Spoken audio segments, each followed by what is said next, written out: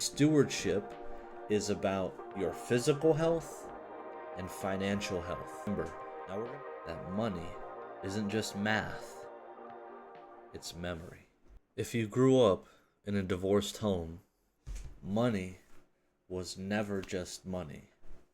It was control, scarcity, or chaos.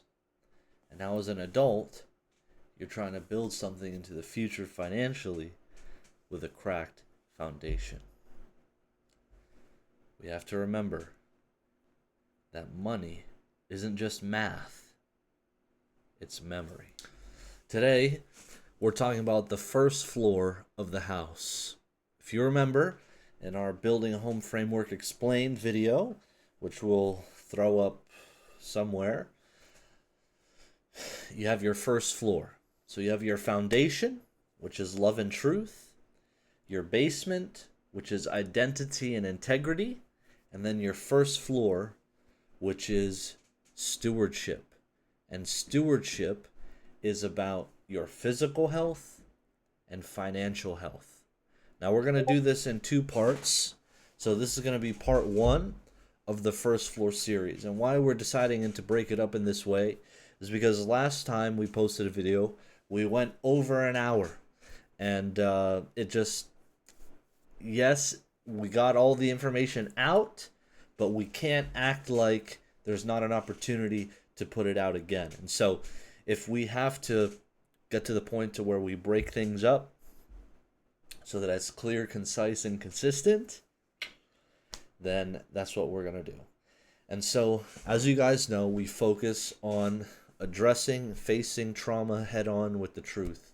And the truth is, if you come from a broken home, specifically a home of divorce, but if you come from a broken home between the ages of infancy and 12, okay, there are certain things that happened neurologically to you that had a physiological effect on your entire body and your nervous system and to your mind.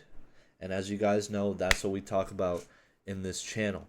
We want to restore and rebuild what was lost, because there's so many of us out there that are still operating as the broken child. And I myself was that person, as you guys know. For the first 27 years of my life, I did not have it together until I attempted suicide, survived, and then, once I had some very key revelations, was able to move forward and start living differently. And I don't ever want any of you to get to that point. So that's basically what we do. We've reverse engineered suicide and collapse here. And that's our consistent messaging. You guys know that. But when you're building the house, because life is like a home, okay, you have to start from the ground up.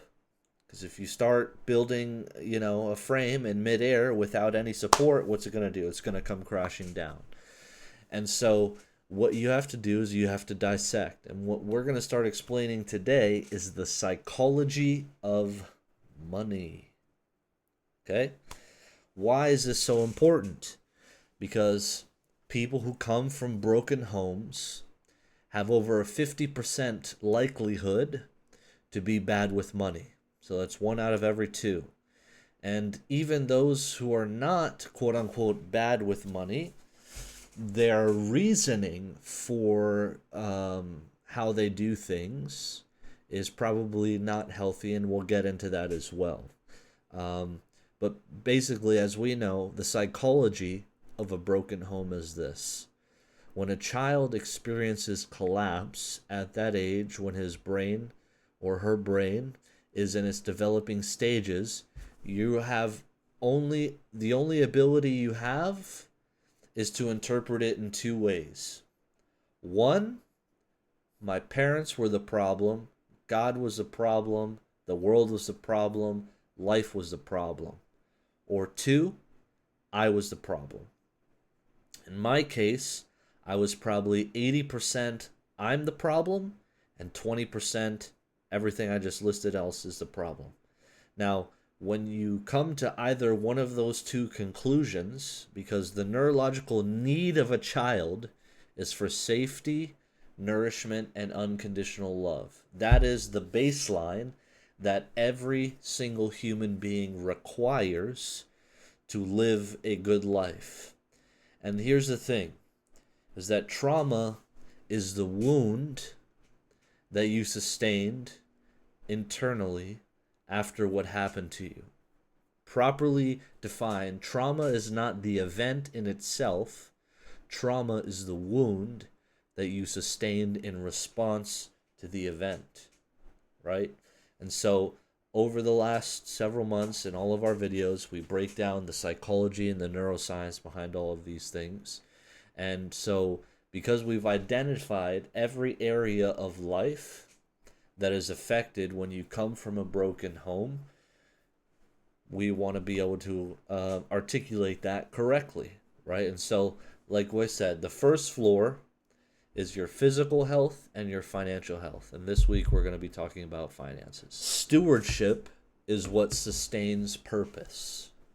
So if you have the right foundation, you know you're loved, and you embrace all truth, the objective truth and what's true about you, which then allows you to explore your identity, who you are.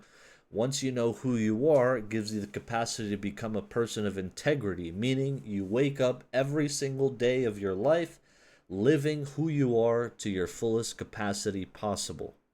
And again, if you come from a broken home, it won't be 100% all the time, but you will start to have 100% days. And then as those days progress, eventually you can become a person of integrity. And as a former compulsive liar, I can tell you that it is much better. That's where the peace lives. So when you have all of those things, right, that propels you with forward motion into becoming a successful person. When you didn't have those things, you can still be successful, but it'll be very hard. Or you can have, most of the time, what I've observed is a faux success. So you have people who are very successful financially, but inwardly completely unsuccessful. Millionaires worldwide still commit suicide, right? Much less than middle class and poor people, right? But if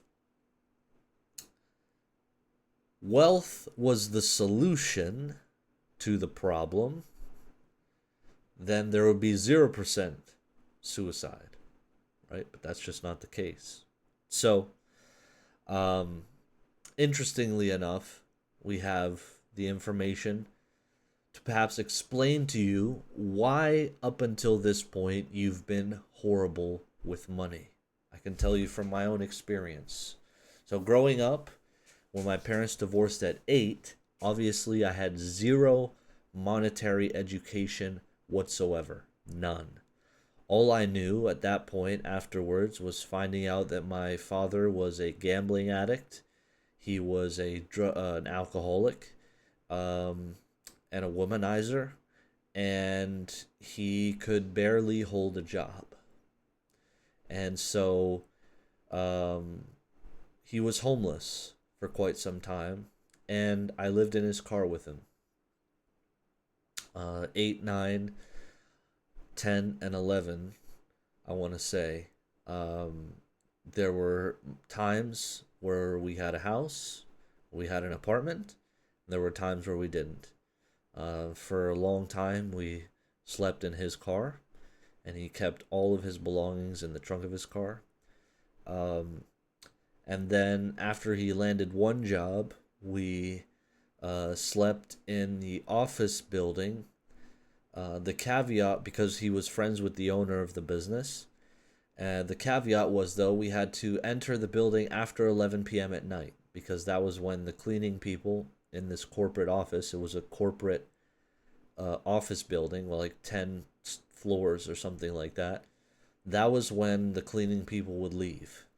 So we would go sneak in, basically, after 11 p.m., and I would sleep on the couch in the lobby of the office, and he would sleep in one of the offices or on the conference table in the meeting room. So obviously I wasn't thinking like, oh, what's the bank account like, and how's our spreadsheets, things like that. But I knew we were dirt poor. I mean, I wore the same clothes, the same pair of shoes. I did not get a new backpack every year for when school started. Um, and it was tough. It was tough. It wasn't consistent eating. A lot of fast food, a lot of junk, which, that will go into the physical health part of the series. But then, on the flip side, with my mom, she was an absolute gangster. I mean, she worked her butt off for hours and hours and hours. At one point, she had two or three jobs. So, I knew that there was, again, we were, poor. But with my mom, I wasn't homeless, only when I had visitation with my dad. And so, but yeah, I mean, we had food. I had some clothes uh, with my mom, but with my dad, basically nothing. And so that was my intro to finances, as it were. Then middle school comes, high school comes. Yeah, there, again, no education on finances in school. That's just not how they do it. And I don't know if they're doing financial education now in schools, but things that are practical, things that you need. Um, but until I had one teacher, and I think I was in 11th or 12th grade, I would say to this date, probably the best class that I ever had in all of high school was my accounting class. And I remember my teacher to this day was Professor Pinkney, um, one of the most prolific voices in the state of Florida for teaching. Um, he's a great man. And he's a great man not only because he's probably teaching the most important class, in my opinion, um, but because of how much he cared individually about students. And when you think back on your life, he's probably one of the people that allowed me to keep going. Because I had been dealing with suicidal ideation since I was 8. And you can reflect back on your life and think of the people that have impacted you profoundly. And yeah, it was in his accounting class. And the way he taught accounting was just dynamic. I mean, he had presentations, it wasn't boring. We had projects, but one of the main things that he did for us is he gave us a business day where we had to come dressed formal. You had to wear button down shirt and tie with slacks or a jacket or a collared shirt with slacks and dress shoes. And we learned basic things there. So we learned how to balance a checkbook. We learned how to write a resume. We learned how to open a bank account. Um, and that was probably the extent to my financial education up until that point. I mean, the truth of the fact of the matter was, by that time, my stepdad had entered into our lives before my mother and I, and he's an absolute genius. Again, obviously, I'm very biased, but I think he's probably the greatest or one of the greatest men on planet Earth right now. Um, but he and I didn't have a great relationship back then, not because of him, because of me. Um, and so there wasn't a time for my parents to educate me on finances because life was chaos. It was death and destruction. I was very rebellious. I was in despair constantly. And unfortunately, my biological father, if you guys have been here before, I've talked about him. He was a very abusive man, and he was a master manipulator and with sociopathic tendencies. I mean, yeah, he was a piece of work. And what hurts is that I love him still, and he's since passed. Um, but he made it very difficult for me to appreciate things and to want to live life, because that was his outlook on life. Life was very hard for him. Um, I mean, rightfully so. You know, he was an extremely traumatized individual, and obviously you get to that point of forgiveness where you can say, he did the best he could with what was available to him, and what was available to him was abuse and trauma and absence, because that's what he experienced as a child. And so, um, he passed that on to me. Maybe it was as severe or not as severe as what he received as a child, but you know, unfortunately, that's how cyclical generational trauma works. You know, so hopefully that stops with me. You know, I mean, not hopefully, it will stop with me, because I'm putting in the work and we're on that journey. But anyway, so I didn't have the capacity to really learn much. You know, I mean, I was in school and memorized information in school. We all know how school went. Um, you know, I mean, the education system, wherever you are, probably not that great either, right? But regardless, in terms of finances, money, like next to zero, except that accounting class. Um, so, like everybody else, I went to college, immediately went into debt. Um, and thankfully, my debt wasn't that much. I still have it today, but that's because I avoided paying it off for so long.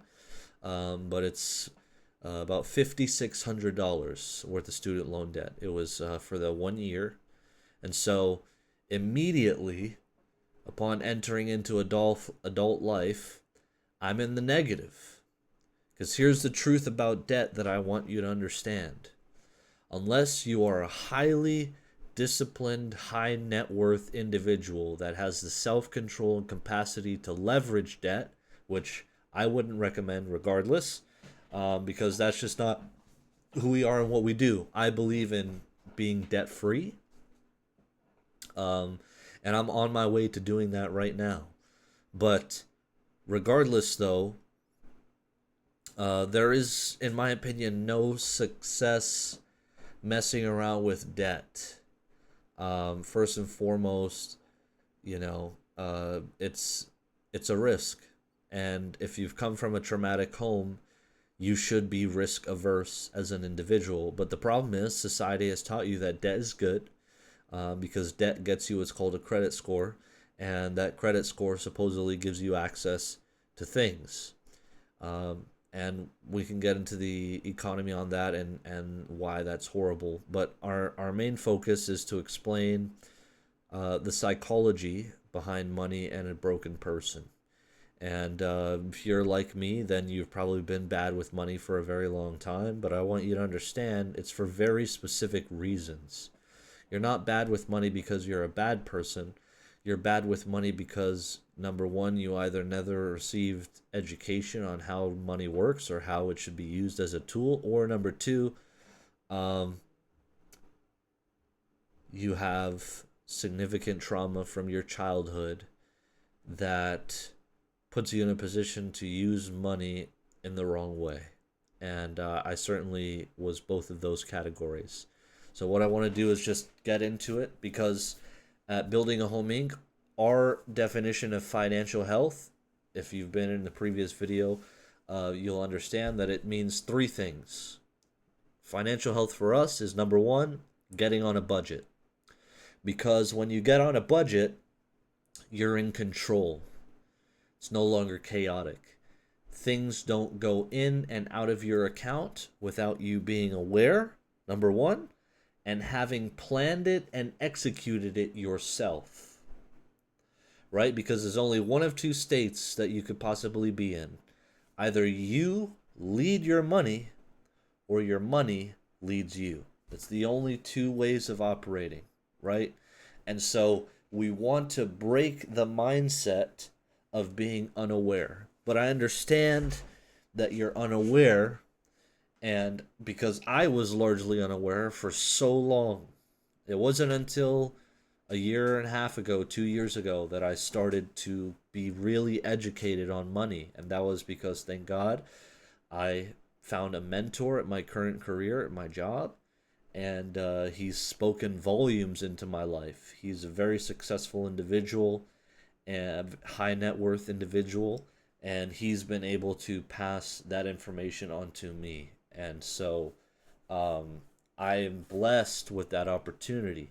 If you don't have that, though, that's why I'm here for you guys, because I love you guys and I really want you to do well. And I want you to understand that you don't have to feel guilt or shame about being bad with money if you've come from an adverse situation, because you were not prepared or equipped with the right information. And so we're just going to go over a few notes.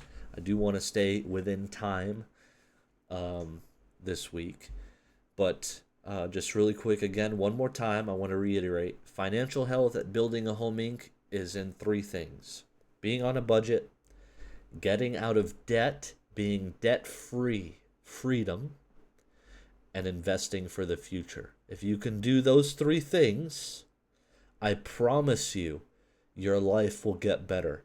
Not just from a financial standpoint, but in every other way as well. It's spiritual application, mental application, and emotional application. And because money is very personal, but we want to get into it. And so this is why we teach budgeting, because here's the core truth, okay? Budgeting is emotional honesty made practical. Because if you're not on a budget, you're unaware of your finances. Now, you may know when you get your check, when the check gets deposited into your account, maybe a few days where you remember the automatic withdrawals that you have set up, mostly because of those days when you didn't have enough money in the account and the money got withdrawn anyway, and you had to deal with an overdraft protection fee that you then had to call the bank. And when you called the bank, you made up that story, which I made up that story a billion times. Oh, yes, I'm so sorry. This, that, and the other happened. Could you please reverse the overdraft protection fee? And then, oh, they would do it, and you would feel like $1,000,000,000 because you got $120 back because it was $30 a pop, and it was 4 bills that you missed. And so then you're in that cycle, and then you would say to yourself, this time I'm going to get it. This time I'm going to do it right. And then the next week happens, you get your next paycheck, and then it's the same thing all over again. And so budgeting is not even about the math. It's about telling the truth. It's about saying my finances are in absolute chaos, and I don't want to live that way anymore. Because chaos breeds false reality breeds false outcomes breed despair, and despair breeds death. If you live in despair for too long, you don't want to live anymore. And some people can outlast others, but despair can only go on for so long. And it has to end, guys. So that's what it is. It's being emotionally honest. It's taking accountability and realizing why you were doing certain things that you were doing, and you're getting your power back. Because that's the whole point of it. You can do it. You can get better. You can get to that next level. You can. If you've been told you can't your whole life, I'm here to tell you, you can do it. You can do it. Because I was never told that I could do it. And I'm doing it right now. I'm not the end product. But ladies and gentlemen, we're on our way. And already, since starting to implement these things into my life has already 10x, 20x, 100x what I could possibly think or imagine. I couldn't hold on to money if I tried. It burnt a hole in my pocket. So budgeting is emotional honesty made practical. It's not math. It's telling the truth about your life, because money is a reflection of your life state. Okay? There's that old saying that money reveals the person.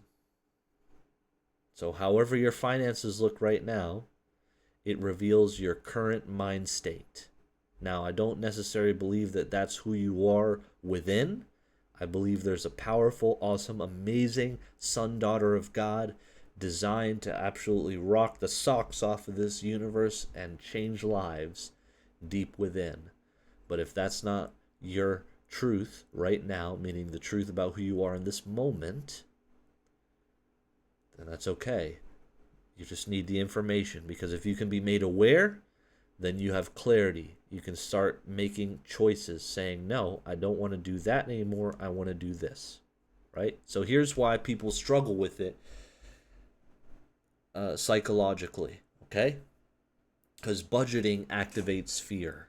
When you think about your finances and your life has been in chaos for the majority of your life, immediately you get that fear response. The amygdala, the fear center of your brain, dumps those signals, and then you get your stress hormones are placed throughout your entire body, and you have an actual autonomic nervous system physiological response to the thought of your money, because it is scary and it hasn't served you well up until this point, right? Because the brain treats money uncertainty like danger. When you're uncertain about your finances, your brain perceives it as a threat, right? So 30,000 years ago, you were in a jungle. If you see a saber-toothed tiger approaching you from across the valley, your brain is going to perceive that as a threat, and it's going to dump stress hormones into your body, which is cortisol and adrenaline, which will empower you to survive. Here's the problem.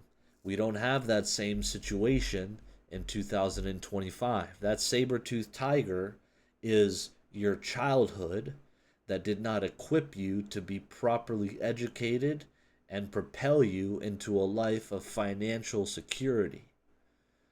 But regardless, the body's reaction is the same.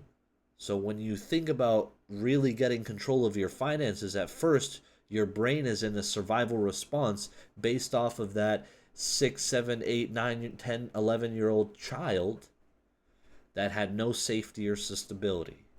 Okay? So then what happens is avoidance is actually protection. Right? So you avoid dealing with your finances because that's your body, your brain protecting you, which is actually smart. It's a good thing to be protected. Sometimes avoidance is healthy, but in this case, it's not. So what happened is that little child that had to avoid certain things about their life to survive so that their mind, heart, soul didn't completely break into a billion pieces and frickin' die, now treats finances in that same way. And we don't want you surviving anymore. We want you living. Because until you're thriving, life just is not worth it, in my opinion. That's where I've been. And that's really hard to say. But I'm telling you right now, you can get to the other side of that precipice. You don't have to be that way anymore. So what happens is people avoid their finances to avoid shame, because you go into a guilt and shame cycle. And it's over and over and over again. Oh, I should have. Oh, I could have. Oh, this time I will. Oh, I should have. Oh, I could have. Oh, this time I will. It's okay. So what actually happens is when you face the numbers, fear turns into clarity. So here's what budgeting actually does. It moves you from panic to a plan. Because for your nervous system to settle, it requires predictability. Predictability creates safety. So when your childhood was in chaos, there was nothing predictable except the chaos. So now as an adult, The thing you predict all the time is chaos. Why? Because you're living in chaos with your money. And it's going to be so hard at first. But when you just do it and you stick to it, you give your brain that chance to do neuroplasticity, to rewire and understand we're not surviving anymore. We're going to start thriving and living now. So it moves you from panic to a plan, which expands your cognitive bandwidth. Because when you have a plan for the future, okay, your prefrontal cortex, which is what allows you to have critical thinking, your emotional centers, your logical thinking, your dorsal prefrontal cortex also activates, and it allows you to be like, wow, I have so many more options now because I'm on a plan. I've created predictability for myself. And so what that does is it aligns your money with your values, because no one wants to be broke. No one. In fact, you weren't designed to be broke. Human beings do not thrive in low financial status. They suffer for a reason. It goes beyond just having food on the table, clothes on your back, roof over your head, right? Which those are all basic necessity, which some of us don't have, some of us didn't have. I didn't have that growing up sometimes, right? I had 4 years of my life, like I said, homeless with my dad. Off and on, right? So no predictability, chaos, right?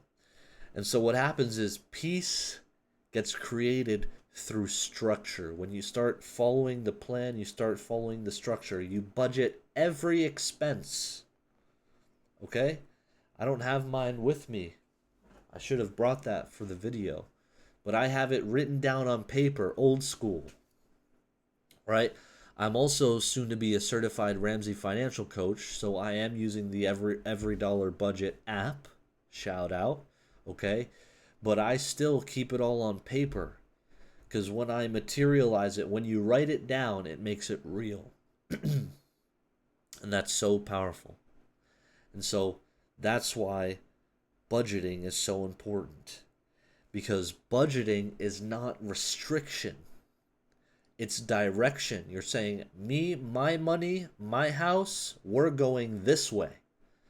We're not leaving it to chance anymore, just like all over the damn place. No, we're heading in this direction. And the direction that we're heading in is a life worth living. And a life worth living done by wealthy individuals, affluent individuals, is a life where they lead their money does not lead them.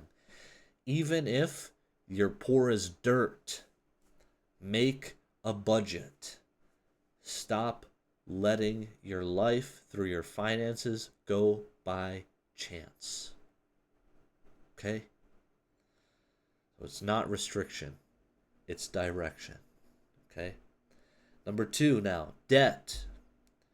Here's the truth about debt, okay? Debt traps the nervous system in survival mode because, again, the same thing. Your body perceives debt as a threat. It's this thing that's hunting you and chasing you.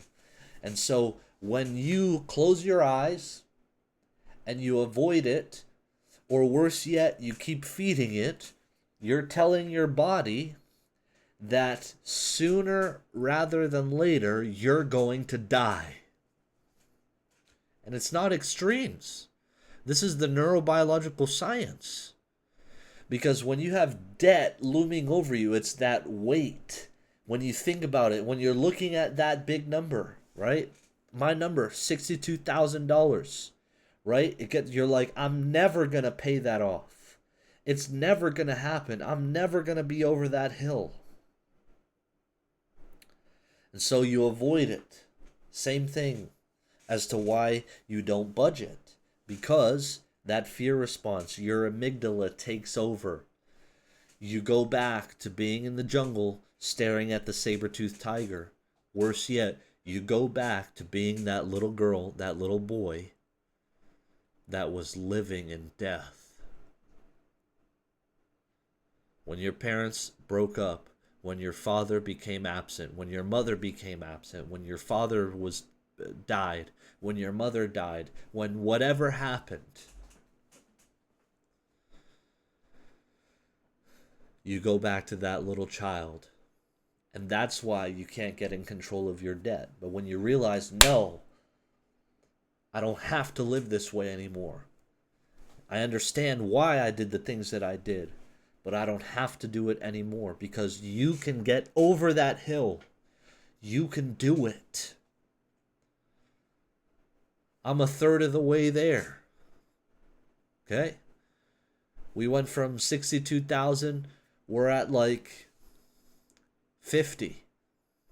We're on our way there. That's just full transparency. So that's what, 25%. Maybe even less. Whatever. My math is wrong, but we're on our way there. You can do it too. Okay? Because here's the psychology behind debt. It creates a low grade fight or flight all the time. Because your amygdala treats debt as a threat. I said that. And again, it builds a shame loop. Shame, avoidance, more debt, more shame. So when you go and you open up that next card after the one card that you already maxed out, and you say, this time I'm going to be in control, I'm not going to buy anything I don't need to buy, and guess what you do? You buy what you don't need to buy, and you max that next card out. Or you buy that car that you can't afford. Whatever it is, whatever that next shiny object thing is, and it's going to kill you. Because it cripples long-term thinking. Because what happens is then your brain gets into scarcity. You adopt a scarcity mindset because you don't have the cognitive bandwidth to think for the future. Because the moment you start facing reality and you make plans for the future, this huge debt wave hits you right in your face. And you can't see anything beyond it. And when you can't see anything beyond it, you don't have hope anymore. And that's how the Bible describes faith. Faith is in things hoped for, the evidence of things not yet seen. So when you have all of the hope stripped out of you, when you're hopeless, you want to die. And what it does is it attacks your identity. Okay? Because people confuse, I have debt, with I am irresponsible. You start to just fully allow it to become who you are. And it's not. Because like I said, underneath all of that trauma is the most amazing person that ever lived. So what freedom starts with is facing everything without fear. Now it's going to be hard and you're going to be afraid. I still get afraid sometimes. But the more you build consistency, the better you get at it. That's the true definition of courage. It's not the absence of fear. It's continuing to move forward in spite of being afraid. And you need to name the shame so it loses its power. The more you hold it in, the worse it gets. Why is it called depression? Because you're taking it and you're burying it deep down inside. And your body will have a response. So just say it. I have debt. And then the next thing you say, I am working to eliminate my debt. I am working to become financially free. And make the plan simple. Ramsey Solutions, they do the debt snowball. Okay? Simple. You list all of your debt from smallest to largest, and you attack the small one with gazelle intensity. Why a gazelle? Because when a gazelle runs from a cheetah, a lot of times they get away. A lot of times. People don't realize that. In nature, the predator usually has a small percentage of successful hunts. When you treat your debt for what it is, that saber-toothed tiger that's coming to kill you, you will want to defend yourself. You're not going to avoid it anymore. This time you're going to take that spear, you're going to sharpen that spear, and you're going to look at it right in its eyes, and you're going to frickin' stab it to death. Because you don't deserve to be in bondage anymore. Okay? And you celebrate the small wins. Even if you disagree with the Ramsey principles, the point of the debt snowball is a dopamine recalibration. Because instead of getting the dopamine hit of swiping your card again to buy something temporarily that's going to kill you in the long term, now you have cognitive rewiring. So your dopamine receptors will start to reward you for things that are actually giving you life versus things that are killing you. You're going to get that dopamine rush when you cross that debt off of that list. And yes, it's on to the next one, and on to the next one, and on to the next one. Because action builds momentum. Momentum builds clarity. Clarity brings peace. So follow that plan. They call it the debt snowball. Smallest to largest. Because when you're on a budget, the average person who gets on a budget saves, they find, between $500 to $1,000 extra in the month that they didn't know that they had before. And you start putting it towards that debt. And just start eliminating it one by one by one by one. Then when you're debt free, you're financially free in the present. Debt isn't a financial issue. It's a nervous system issue. It's physiology. It's when your dad walked out that front door and your capacity to understand safety fully left your body. That's why you've been bad with money this whole time. You can do it, though. You can realize that it doesn't matter if he comes back or not. That no one else has to define you anymore. That you can get control of your situation. You can do it. So then, once you're no longer in the negative, then you can do something great, which is start thinking for the future. And that's where investing comes into play. Because the core truth is investing is the discipline of faith. Trusting unseen growth. Here's why it's hard. Okay? The brain hates uncertainty because you went from uncertainty, chaos, being on the budget, to now being financially free, and then you're going into uncertainty again. The difference is this time it's uncertainty of life versus certainty of death. Right? Because investing requires sitting in the unknown. Because fear mistakes waiting for losing. So now you have the inverse problem. When you get afraid and you're like, oh, how is it going to do? I don't know how it's going to do this, that, and the other. Buy and hold. You wait.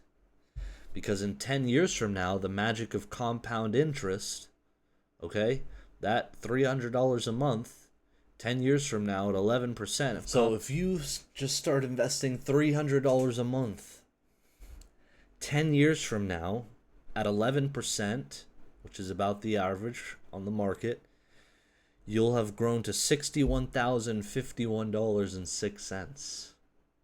$300 a month, 10 years. That's not even crazy. Now, if you did $500 a month, you're at $101,183. So $200 a month increase of your investment translated to $40,000. Let's see what happens when we go up another 200. Let's say you're so debt-free and amazing that you can invest $700 a month. That's $141,316.70. Okay? And that's just 10 years. Let's do 25 years. If you're 30 right now, like me, that's 55 years old. So that means at 55, I would have $965,147.42. That's almost $1 million. Instead of mistaking waiting for losing, don't allow that stillness to feel like failure. Change that mindset. Because your life is worth investing in. You, even if you're single right now without a family, your life is worth investing in. Okay? So what healthy investing looks like is trading control for trust. Thinking in decades, not weeks. Okay? Staying steady through volatility, because the market's going to do this. But the point is, it's on an upward curve. Okay? Believing the future is worth planting for. I didn't believe that for a majority of my life. I never thought ahead because thinking ahead meant something ahead of me was worth it. But nothing was worth it because my present was despair. But it doesn't have to be that way, guys. So remember, investing is planting a seed and refusing to dig it up. And here's the big picture. Why all three matter in the first floor of financial health. Because budgeting equals truth. Being debt-free gives you your dignity back. And investing is actually hope. So put that together. They create a life that can carry calling. You can move forward into being the person that you were created to be when your finances are in that order. So remember, stewardship is the bridge between who you are now and who God is trusting you to become.